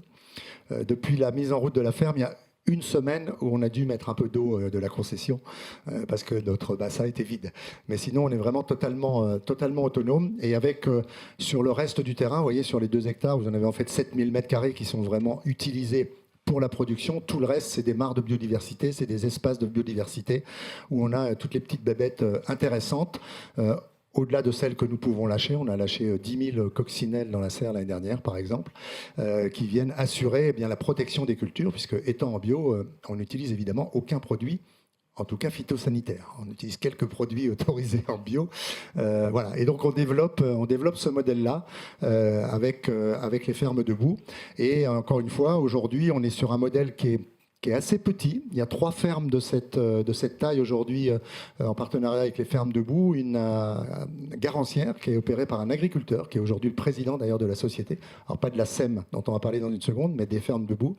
Donc c'est un vrai modèle qui est basé sur des agriculteurs, hein, même si nous ne le sommes pas. Petite précision, notre territoire, c'est 96% de territoire agricole ou forestier. Donc l'enjeu agricole chez nous, c'est pas un 20 mots, c'est notre quotidien. Voilà, l'urbanisation, elle est assez réduite. Et donc on doit aussi accompagner ces agriculteurs vers une transition différente. On a comme partout des problèmes de ressources en eau, ou en tout cas de qualité d'eau. Donc il y a un vrai travail collectif de transition, j'allais presque dire agricole, au-delà de la transition écologique sur notre territoire, sur lequel on travaille avec de nouvelles filières éventuellement d'agro-industrie qu'on souhaiterait redévelopper. On a été longtemps, alors je suis un petit peu en marge du sujet, hein, mais j'élargis un petit peu. On a longtemps été une terre linéaire. Et en fait, on a beaucoup d'agriculteurs qui recommencent à faire du lin. Sauf que le lin, il n'est pas transformé chez nous. Vous évoquiez les veaux qui partent de l'autre côté de la frontière. Nous, le lin, il part très très loin, comme nos chaînes, et il revient sous forme de vêtements et autres. On a des agriculteurs qui sont partants pour, avec l'Interco notamment, essayer de rebâtir des filières agro-industrielles locales. Voilà, donc c'est tout ça qui est un peu vertueux. J'ai élargi un peu plus le sujet au-delà des SEM, mais pour moi, ça fait partie d'une vraie stratégie de transition d'un territoire. C'est intéressant parce qu'on voit effectivement une approche globale de politique publique qui se met en œuvre à travers ce projet et d'autres, et l'intérêt de passer par le modèle de SEM, le cas échéant, pour porter certaines opérations. Vous nous aviez mis quelques photos pour illustrer la ferme. Alors, c'est une photo qui est un tout petit peu ancienne. J'avais prévu d'en refaire une, puis j'ai oublié. Vous voyez que le jardin qu'on voit, en fait, on est sur des planches. Donc les planches, pour ceux qui ne sont pas familiers du maraîchage, c'est la culture que l'on fait. Puisque sur un même jardin, on va alterner, notamment dans notre modèle, différentes cultures, parce qu'elles se parlent entre elles, si je puis dire. Elles se protègent aussi entre elles en matière de biodiversité. Là, on est sur des planches de 80 cm. Depuis le début de l'année, on est passé sur des planches de 120 cm. C'est-à-dire qu'on a encore augmenté la productivité de la serre, tout en laissant évidemment des espaces de part et d'autre aux maraîchers pour pouvoir intervenir. Parce que le robot lui-même, aujourd'hui, ne fait pas tout. Soyons clairs. Aujourd'hui, le robot, il nous fait tout le travail du sol, qui, si on le fait manuellement, notamment lorsque vous avez un rouleau plombeur, par exemple, pour tasser votre sol, d'abord, vous n'aurez jamais un sol qui sera parfaitement plan. Le robot, lui, gère tout ça. Le robot a été entièrement développé en France par Neopharm. C'est-à-dire que ce n'est pas un robot qu'on va acheter quelque part. Ils ont les agronomes, ils ont les ingénieurs, ils ont les techniciens. C'est une chaîne de valeur qui part du composant de base jusqu'à la construction du robot. Donc c'est vraiment une chaîne de valeur complète, et on est dans une démarche d'amélioration continue de ce robot. Et donc ce robot, aujourd'hui, il fait le travail du sol, il sème, il plante, il désherbe, et on développe de nouveaux outils régulièrement. Il ne récolte pas aujourd'hui. Et il y a certaines cultures qui ne sont pas plantables, si je peux utiliser cette expression, par le robot. Donc le rôle des maraîchers, il est évidemment encore toujours d'être présent. C'est pas une ferme robotisée où dans mon bureau de la mairie, j'appuie sur un bureau, un truc avec des vidéos et tout se fait tout seul. Non, non, il y a des gens qui bossent quand même. C'est un vrai modèle humain également. Donc ça, c'est vraiment très très important. Et l'autre brique que j'évoquais tout à l'heure et qui est importante, alors qu'on voit pas forcément ici, c'est la brique informatique. En fait, là encore, les fermes debout ont développé un modèle, ils ont créé un logiciel, en fait, qui, à la fois de planification des cultures, et ça pour un maraîcher, c'est un casse-tête absolu. Si vous faites ça avec votre gomme et votre crayon, ou même avec un tableau Excel, c'est une usine à gaz et vous y perdez vos cheveux. Alors moi, j'en ai plus, mais en tout cas, ceux qui en ont peuvent les perdre. Et surtout, la gestion également des arrosages. Tout cela, c'est un système de production, un système de planification qui est extrêmement complexe. Et en fait, la brique informatique, ce logiciel qui a été développé, finalement, affranchit le maraîcher de ce travail complexe pour l'accompagner dans cette planification, l'accompagner à la fois dans la rotation des cultures. On a une trentaine de cultures sous la serre qui se renouvellent chaque année. On ne chauffe pas. Donc on est totalement sujet aux aléas climatiques. L'année dernière, par exemple, les tomates ont eu 1 mois et demi de retard parce qu'on a eu un printemps pourri. Cette année, je pense qu'on va avoir 1 mois et demi d'avance, mais bon, voilà, c'est le jeu. Et notamment sur toute la gestion de l'arrosage qu'on pratique donc à partir d'une réserve que nous avons constituée. On est à la fois sur de l'aspersion et sur du goutte à goutte, et tout ça est piloté de manière informatique. Donc on est aussi très économe de notre ressource.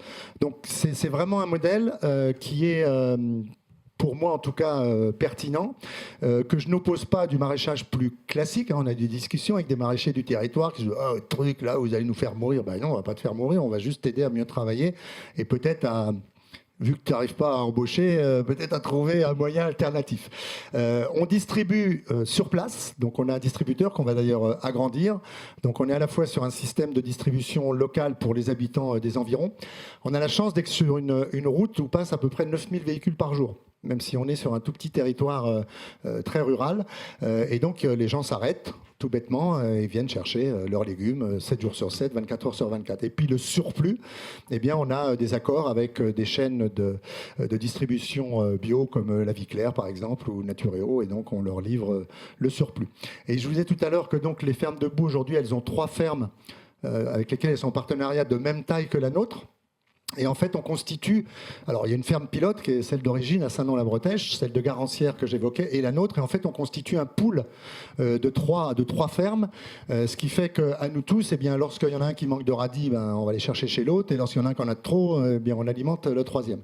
Et surtout, aujourd'hui, ce modèle, il a vocation à être étendu en périphérie de villes de taille plus grande, sur des fermes de taille beaucoup plus grande. Il y en a une en construction aujourd'hui à Lys, dans l'Essonne, de 20 hectares. Là aussi en collaboration avec les collectivités locales. Et c'est vraiment un modèle vers lequel il faut aller. Très honnêtement, mon robot, si je peux l'appeler comme ça, c'est celui de la commune, il est surdimensionné par rapport... On va le voir, il y a un petit film. Non, il faut faire un peu de teasing, quand même, sinon ça ne serait pas drôle. Aujourd'hui, il est surdimensionné par rapport à la taille de la ferme, soyons clairs. Mais comme on était vraiment au début du processus, eh bien, voilà, fallait bien démarrer avec quelque chose, mais je pourrais exploiter une ferme à peu près 7 fois plus grande avec le robot que j'ai dans la ferme. Donc on voit qu'il y a de belles perspectives. Sans plus attendre, on va peut-être regarder justement la petite vidéo qui suit. Voici la première exploitation maraîchère robotisée des Hauts-de-France. Basée à Lagny-le-Sec dans l'Oise, elle produit des légumes bio à l'aide d'un robot modulable. Le robot porte-outils va aller chercher différents outils. Et donc là, on a une repiqueuse équipée qui fait le travail de repiquage. Et on va avoir plein d'autres outils tels que le désherbage. Donc on a une bineuse qui permet de désherber, on a des rouleaux plombeurs qui nous permettent de plomber.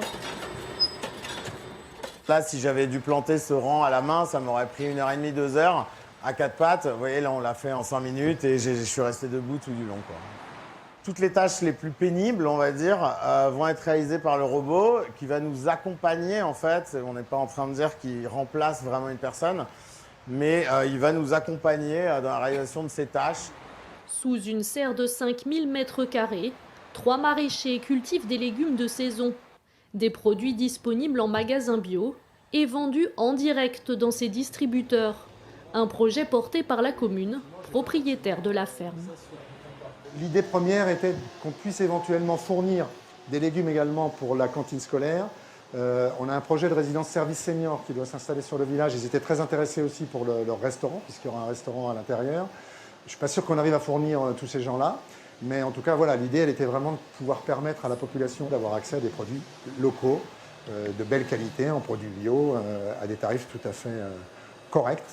Pour le gestionnaire du site, l'objectif est de rendre la permaculture viable à grande échelle. C'est notre robot qui permet de pouvoir cultiver sur très grande surface tout en maintenant l'équilibre de biodiversité et même biologique, de pouvoir avoir suffisamment de maraîchers sur les fermes tout en baissant la pénibilité et de pouvoir s'étendre sur plusieurs dizaines d'hectares tout en étant extrêmement résilient pour l'environnement. Environnement, pénurie de main-d'œuvre. Face aux défis du monde agricole, les robots seraient-ils la solution? On voit dans ce film l'attrait que ça peut représenter et même la médiatisation que ça génère, ce type de projet pour le territoire. Ma question est, vous avez parlé de commande publique pour la restauration collective.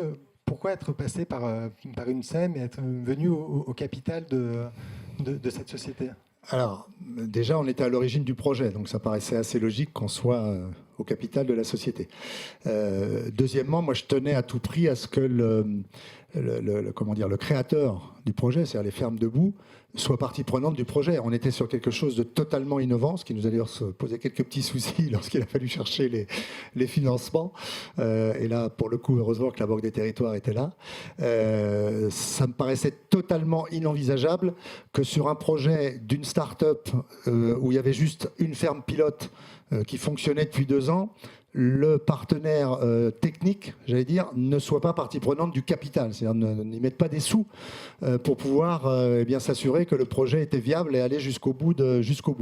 Et donc la seule solution, après l'avoir étudié assez longuement avec les services de la préfecture de l'Oise, ça a été de créer une SEM en intégrant donc les Fermes Debout d'un côté et la commune de Lanilsec de l'autre. Alors c'est vrai qu'on a pris une grosse part du capital, on est actionnaire à 85% et les Fermes Debout à 15%, et on a un contrat de prestation de services en fait d'accompagnement des Fermes Debout. Donc les salariés sont des salariés de la SEM. Mais à côté de ça, on a toute la force de frappe, si je puis dire. J'évoquais les agrologues tout à l'heure, j'évoquais les techniciens, les ingénieurs. Tous ces gens-là sont à notre chevet, j'allais dire presque au quotidien, pour faire évoluer à la fois les outils, puisque tous les outils que vous avez vus très rapidement, certes, de désherbage, de microculture, de semis ou de replant, ont été développés en interne. Et on continue à en développer. On cherche à développer aujourd'hui quelques outils, y compris de récolte. Comme je disais récemment au président des Fermes Debout, qui est lui-même agriculteur, je disais, on arrache des betteraves, on doit pouvoir arracher des radis. C'est le même principe. Donc tu dois pouvoir me faire une machine, une arracheuse à radis, qui est sur le principe d'une arracheuse à betterave. Bon, peu ou prou. Donc voilà, on travaille sur des innovations. Et donc la SEM, c'était finalement le seul modèle qui permettait ce partenariat public privé, où on s'accompagnait mutuellement et on était vraiment intégrés dans un projet commun dans lequel ça marche, c'est bien, ça marche pas, on boit le bouillon ensemble. Voilà. Et du coup, donc, je vois que la ferme a été inaugurée en avril 2024, on est en mai 2026. Oui. Vous parlez d'innovation, de prototypage, de ça marche ou ça marche pas. On en est où concrètement ? Alors concrètement, on a produit 45 tonnes de légumes l'an passé. On a une ambition de faire 10 tonnes de plus cette année. On est encore, je dirais, dans une phase un peu de montée en puissance, soyons clairs. Les 2 premières années, on n'était pas tout à fait au BP, comme on dit, au business plan. Mais on est conscient que c'est un projet qui est sur la durée. On a un business plan qui est sur 15 ans, avec un retour sur investissement, évidemment, à l'issue des 15 ans qui est prévu. Aujourd'hui, les 2 premières années, on a perdu de l'argent. Soyons clairs, on est encore sur un modèle qui se cherche encore un peu. Sur 2026, au regard des actions qui vont être conduites avec l'augmentation de la surface de culture avec ces planches qui sont passées en 120, avec l'augmentation des casiers, avec des contrats mieux négociés aussi avec nos partenaires grossistes, on va les appeler comme ça pour le surplus de production, on va normalement être à l'équilibre. Voilà, avec une production qui devrait être, j'espère, de l'ordre de 55-56 tonnes. Alors, la commercialisation, c'est aussi le nerf de la guerre. Vous avez parlé de volonté éducative, des casiers, justement. Est-ce que le panier moyen croît? Est-ce que cet objet est adopté sur le territoire? Alors, oui, il est adopté. Alors, toujours des grincheux qui vont vous dire qu'est-ce que la commune est allée faire là-dedans. Je dois avouer que quand j'ai présenté ça à mon conseil municipal, alors ils savent que parfois je peux être un peu farfelu ou avoir des projets un peu innovants, mais j'ai pas eu une seule personne qui a été réputée, entre guillemets. C'est-à-dire tout le monde a voté comme un seul homme en disant allez, on y va, ça nous paraît important.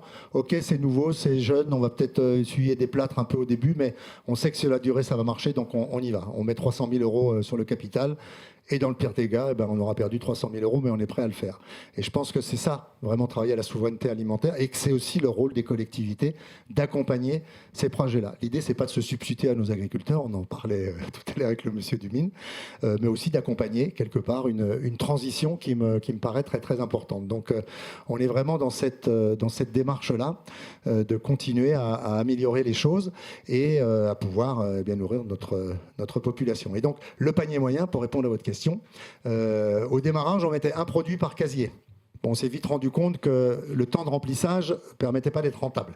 Bon, donc maintenant, on en met 3. Donc on a créé des paniers aussi. Le panier pour la soupe en hiver, par exemple. Le panier pour la ratatouille en été. Donc en fait, le client arrive et dans son casier, il a tout ce qu'il faut pour faire une ratatouille, tout ce qu'il faut pour faire une soupe. Et quand on est sur des périodes un petit peu plus intermédiaires, où on a du radis, du fenouil, du chou pak choy ou des choses comme ça, on crée un package avec des légumes de saison. Et donc grâce à ça, on a réussi à augmenter le panier moyen d'un petit peu plus d'1,50 € par casier. Voilà. Donc on fait pratiquement 200 000 € de chiffre d'affaires aujourd'hui, ce qui n'est pas totalement négligeable. On va encore augmenter le panier moyen par une meilleure rotation de nos casiers. Ça passe aussi par un meilleur contrôle des casiers, parce que nos maraîchers, ils sont d'abord là pour cultiver, c'est pas des commerçants. Donc c'est vrai que parfois, ils oublient un peu d'aller voir si les casiers sont vides. Donc là aussi, on travaille avec notre fournisseur de casiers pour avoir une disponibilité de stats presque immédiate qui nous dit attention, vous avez 30% des casiers qui sont vides, il faut aller remplir les petits gars. Et là, on arrête ce qu'on est en train de faire, on va remplir les casiers. Et c'est un vrai projet participatif. Vous disiez, est-ce que les gens se sont intégrés dedans? On a des fans, et non pas de carottes, mais de la ferme.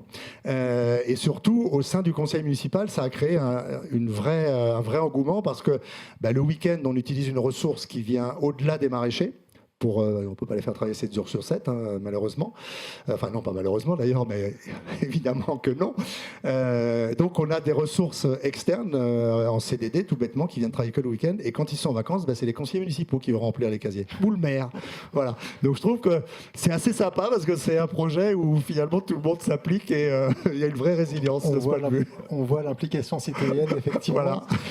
Le temps tourne. On va peut-être prendre quelques questions, s'il y en a dans la salle ou en ligne. Peut-être on commence par quelques questions en ligne sur la ferme de la Folle-en-Prise. 3 questions. Est-ce qu'une SIC aurait pu être envisagée? Est-ce que la SEM actuellement, je crois que vous y aviez répondu rapidement, est bénéficiaire en termes de résultats annuels? Et est-ce que la réserve d'eau que vous avez évoquée, ça correspondrait à ce qu'on appelle une bassine dans le débat public? J'appelle ça un bassin, moi. C'est un bassin de récupération des eaux pluviales. Si on ne les récupère pas, elles partent à la rivière. Donc autant qu'on s'en serve. Donc c'est les eaux de la ferme, c'est-à-dire les eaux qui coulent sur le toit de la serre que nous récupérons, que nous filtrons évidemment.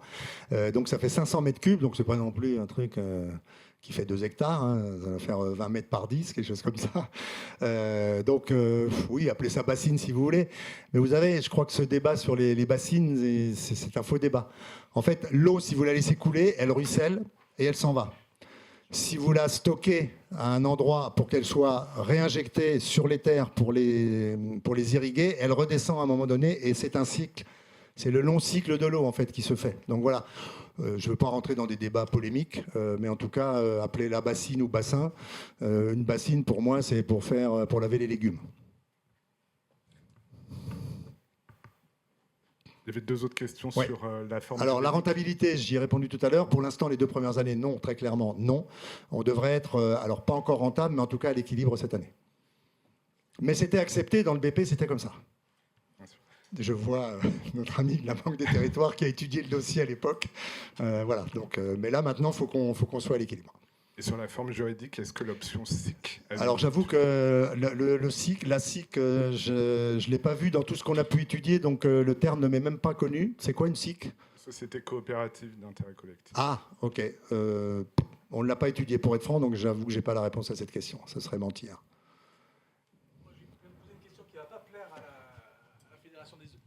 Je vais poser une question qui ne va pas plaire à la Fédération des EPL. Désolé, mais pourquoi ça ne peut pas être un projet purement privé ? Alors ça l'est aussi. En fait, lorsque les fermes debout, enfin Néopharm a été créé, ils avaient pour ambition de proposer ce projet à la fois à des partenaires privés. Je vous dis tout à l'heure, donc le président des fermes debout, c'est un agriculteur, donc il a fait une ferme chez lui. Vous avez un autre projet de ferme de 20 hectares, pas très loin de chez nous d'ailleurs, qui va être porté par un agriculteur. Mais leur ambition, c'était aussi d'essayer d'y intégrer des collectivités, parce que ça leur paraissait intéressant que les collectivités se saisissent de cette problématique de nourriture de leur population. Et donc, de créer aussi un modèle qui soit un modèle partenarial, qui ne soit pas qu'un modèle purement avec des agriculteurs, mais aussi avec des collectivités. Donc, c'est un modèle mixte, en fait.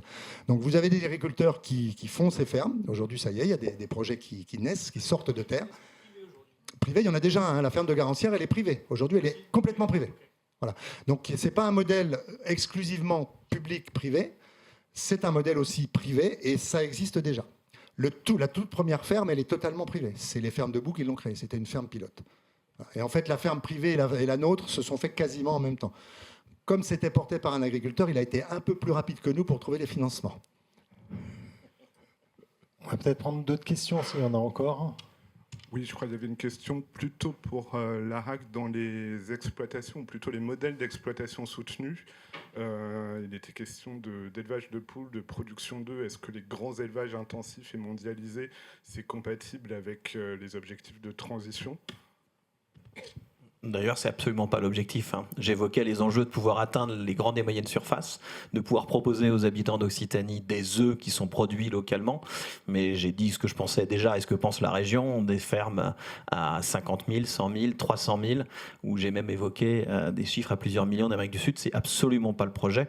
On en est même bien loin. L'enjeu, c'est plutôt d'accompagner aujourd'hui nos producteurs, mais tous les producteurs, y compris en viande pour la consommation ou en élevage ovin, bovin, sur le laitier, et d'accompagner l'ensemble à pouvoir adresser les marchés les plus larges possibles et pouvoir avoir cet enjeu de souveraineté. Je m'appuie sur les propos de Monsieur le maire à l'instant, que cette souveraineté, elle soit réelle. Non, évidemment que ces modèles à plusieurs dizaines de milliers de poules n'est absolument pas, n'est ni souhaitable ni souhaité.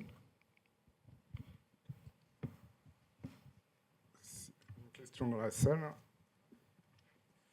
Bonjour, pareil pour l'AREC. J'ai une question peut-être de modèle économique. Est-ce que le changement de pratique agricole sur des fonciers qui sont transmis peut augmenter in fine la valeur du foncier, sachant qu'il serait peut-être plus riche d'un point de vue agronomique ?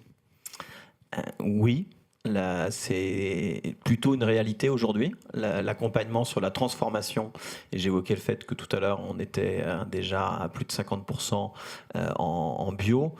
C'est évidemment une prise de valeur. Mais ce n'est pas l'enjeu pour nous, c'est l'enjeu pour l'agriculteur, c'est l'enjeu pour son modèle, c'est l'enjeu pour l'ensemble du territoire.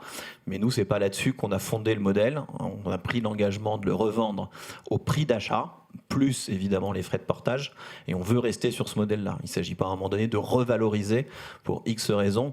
Ça, c'est tant mieux si l'agriculteur s'y retrouve à la fin. Si on les accompagne, c'est qu'ils sont sur un modèle tendu. Je l'ai dit, les 2000 qui s'installent tous les ans, ils n'ont pas besoin de nous. C'est les 40, 50 qu'on va faire tous les ans qui, eux, ont besoin de ça. Et si à un moment donné, ils s'y retrouvent un peu sur le foncier, ce n'est pas forcément inintéressant. Peut-être ajouter en réponse à cette question que parmi les sujets qu'on a aussi devant nous, c'est de réfléchir effectivement à comment capter davantage de valeur. Ce sera assez marginal, clairement, mais davantage de valeur qui pourrait aussi profiter à l'agriculteur au titre de meilleures pratiques agricoles. On parle du carbone, mais on parle aussi de marchés à construire encore aujourd'hui, mais sur lesquels on peut avoir, avec la force finalement aussi de ce partenariat public-privé, une capacité à agir autour des sujets de la biodiversité et des sujets de l'eau, globalement des crédits nature qui demain pourraient émerger et permettre là aussi de capter un peu de valeur sur un modèle qui, on l'a dit, est quand même assez tendu. Il restait une question, cette fois sur la restauration collective à Angers. Qu'est-ce qui a motivé le changement de forme juridique, enfin le passage en SPL en 2018 pour les élus? C'est plusieurs éléments. D'abord, la volonté de mutualiser à 17 communes à l'époque et à 24 aujourd'hui. Ça, c'était vraiment un point important, d'investir ensemble, en fait, et de trouver du coup la structuration juridique qui permette de porter cet investissement pour l'ensemble des collectivités. Ça, c'est un point. Et puis, de mieux associer ces mêmes collectivités à la gouvernance de ce projet d'ambition, en fait, et de l'équipement. Donc, c'est vraiment ce qui a motivé la décision angevine à ce moment-là. Et je crois qu'on a une dernière intervention de... Oui, juste, j'ai oublié un petit point. J'ai évoqué la Banque des Territoires tout à l'heure comme ayant débloqué la partie financement de notre projet, même si c'est tombé pile poil au moment de la guerre en Ukraine, donc les taux tout à coup n'étaient plus les mêmes qu'au début. Mais ça a permis d'embarquer avec nous le Crédit Agricole Brie-Picardie, vous l'évoquez, et surtout, on a eu un soutien dès avant même la recherche des financements, à la fois de la région des Hauts-de-France et de l'État, avec notamment une sous-préfète de Senlis qui était enthousiaste sur ce projet, et on a quand même eu pas loin de 500 000 € de subvention de ces deux organismes cumulés, hein, évidemment, qui nous a accompagnés aussi dans la structuration du capital. Je l'avais oublié, je pense que c'est quand même important de le dire, qu'il y a d'autres collectivités derrière qui nous ont accompagnés. Alors on pourrait en discuter encore longtemps, mais je vois que le temps tourne. Je tiens à vous remercier tous les 4, tous les 5 pour ces interventions. Je retiens 3 principaux enseignements. Le premier peut-être, c'est la capacité des entreprises publiques locales à intervenir sur toute la chaîne de la valeur. On l'a vu sur la restauration, on l'a vu sur la production, on l'a vu sur le portage foncier. On l'a aussi sur la distribution avec les marchés internationaux, on l'a aussi sur la transformation, on est vraiment sur toute la palette. La capacité à embarquer localement l'ensemble des acteurs, on a parlé des SAFER, des chambres d'agriculture, des banques également, des financeurs, donc vraiment ce rôle d'ensemblier. Et enfin, la capacité, et c'est le cas je pense pour vous tous, à innover, à expérimenter, à être un peu cette terre d'expérimentation locale, concrète, avec des modèles qui sont duplicables et qui peuvent être ensuite portés sur d'autres territoires. Merci beaucoup. Je vais maintenant appeler Linda Rebout pour la conclusion, puisque la Banque des Territoires accompagne plus largement la transition et la résilience agricole et alimentaire des territoires. Et Linda pourra ouvrir sur l'ensemble de ces dispositifs. Merci beaucoup Jean-Baptiste. Bonjour à tous, je vais faire une petite conclusion très rapide, mais je voulais à nouveau remercier les intervenants pour ces échanges vraiment passionnants. Dire un petit mot effectivement sur ce que fait la Banque des Territoires autour de ces enjeux de transition agricole et alimentaire, déjà pour rappeler qu'on a une action en fait assez récente sur ces sujets-là. C'était pas vraiment les thématiques sur lesquelles on intervenait historiquement dans nos actions côté Banque des Territoires, mais on l'a vu et on a vu vraiment les collectivités s'emparer de ces enjeux de transition agricole et alimentaire ces dernières années. Et donc, c'est aussi en réponse à des sollicitations croissantes qui sont remontées des territoires qu'on a construit une offre dont je vais dire un petit mot juste après. Et ce que je voulais dire aussi, peut-être en conclusion et rebondir sur les échanges précédents, Fabien l'a rapidement évoqué tout à l'heure, mais nous, on a 3 grandes priorités stratégiques à la Banque des Territoires. La transition écologique, et on a vu les enjeux d'adaptation au changement climatique, les enjeux de transition des pratiques agricoles sont clés pour la préservation des ressources naturelles, pour les enjeux de protection de la biodiversité, de l'eau. Donc tous ces enjeux de transition écologique, ils sont illustrés par les exemples qu'on a pu voir aujourd'hui. Les enjeux de cohésion sociale et territoriale, c'est notre 2e axe stratégique, sont aussi majeurs pour l'agriculture. Réduire la pénibilité pour les maraîchers, installer des agriculteurs sans qui, de toute façon, on n'aura plus d'agriculture et donc plus de souveraineté. C'est aussi un enjeu clé dont les collectivités s'emparent et on le voit très concrètement dans les exemples aujourd'hui. Et enfin, le 3e pilier de notre plan stratégique, un pilier un peu plus récent et tout à fait en réponse aux actualités, c'est la souveraineté, les souverainetés. Évidemment, les enjeux de souveraineté agricole et alimentaire sont au cœur des débats aujourd'hui.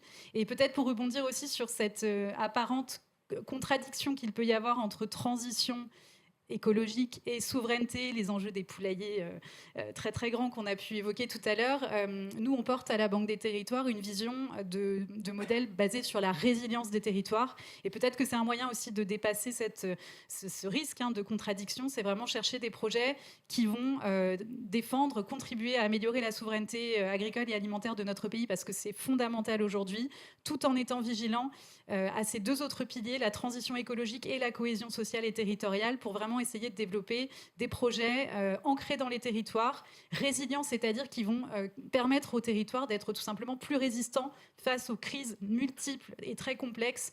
Et c'est vraiment avoir une approche systémique en fait de ces enjeux et non silotée. Donc voilà, c'est ça la position, la vision qu'on essaye de porter, en appui bien sûr des différentes politiques publiques et en partenariat avec les acteurs du territoire. Et donc en très rapide, et vraiment c'est juste pour mettre en perspective ce qu'on propose et ce qu'on peut faire sur ces enjeux à la Banque des Territoires, notre offre elle s'articule autour de nos 3 métiers: conseiller, financer, opérer. On accompagne les collectivités en ingénierie et donc on peut les aider dans leurs projets. On a parlé des PAT tout à l'heure, bien sûr. Financer de l'ingénierie pour leur permettre de mûrir, de faire évoluer, de faire avancer leurs réflexions et leurs projets parfois très innovants qui vont émerger des territoires. On a 2 petits outils aussi que je signale. Territoire Fertile, qui est une plateforme en ligne gratuite, en open source, qui permet de modéliser à l'échelle de n'importe quel territoire les enjeux de résilience agricole et alimentaire, justement. On parle notamment de l'autonomie alimentaire des territoires. Ça permet de prendre conscience aussi des enjeux sur un territoire donné. Et Territoire Nourricier, qui est un dispositif d'accélération, d'accompagnement de projets privés qu'on va essayer de faire grandir pour pouvoir ensuite potentiellement les financer. Et donc j'en viens à notre 2e pilier, financer, où évidemment c'est le cœur de notre action.